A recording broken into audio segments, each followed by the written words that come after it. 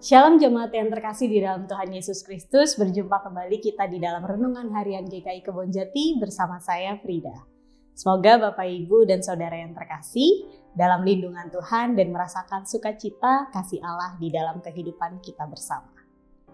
Bapak Ibu yang terkasih, kehidupan yang kita jalani sejatinya bukan hanya untuk diri kita sendiri.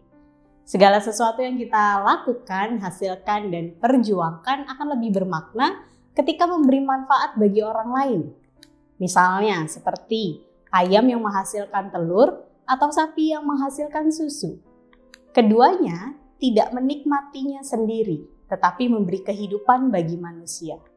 Inilah gambaran yang sederhana namun mendalam tentang tujuan hidup kita.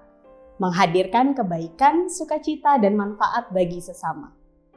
Alkitab mengingatkan kita bahwa hidup bukan hanya tentang kepentingan pribadi. Rasul Paulus menuliskan, janganlah tiap-tiap orang hanya memperhatikan kepentingannya sendiri, tetapi kepentingan orang lain. Tertulis di Filipi 2 ayatnya yang keempat. Hidup yang berpusat hanya pada diri sendiri akan terasa kosong, sebab kita diciptakan Allah untuk berbagi kasih dan menjadi saluran berkat. Ketika Yesus hadir di dunia, hidupnya sepenuhnya dipersembahkan untuk orang lain. Dia mengajar, menyembuhkan, dan bahkan menyerahkan nyawanya demi keselamatan kita.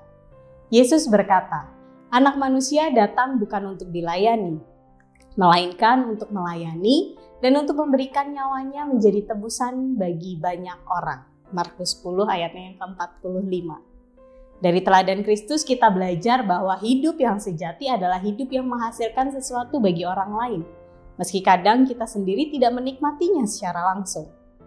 Kita mungkin tidak menyadari, tetapi hal-hal kecil yang kita lakukan bisa menjadi telur atau susu bagi orang lain.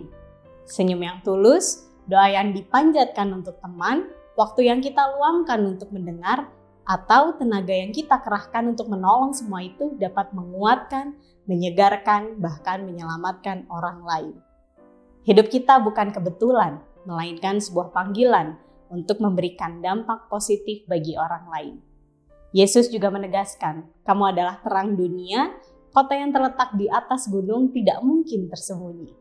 Terang itu tidak ada gunanya jika hanya disimpan, tetapi harus memancarkan sinar bagi sekitar. Sama seperti telur atau susu yang menjadi makanan bagi manusia.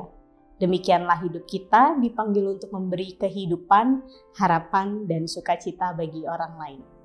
Karena itu Bapak Ibu yang terkasih, marilah kita bertanya pada diri sendiri. Apa yang sedang saya hasilkan dari hidup ini? Apakah hanya untuk kepuasan pribadi atau sudahkah hidup saya menjadi berkat bagi orang lain? Kiranya kita dimampukan untuk terus menghasilkan kebaikan yang berguna agar hidup ini tidak sia-sia, melainkan menjadi saluran kasih Allah bagi dunia.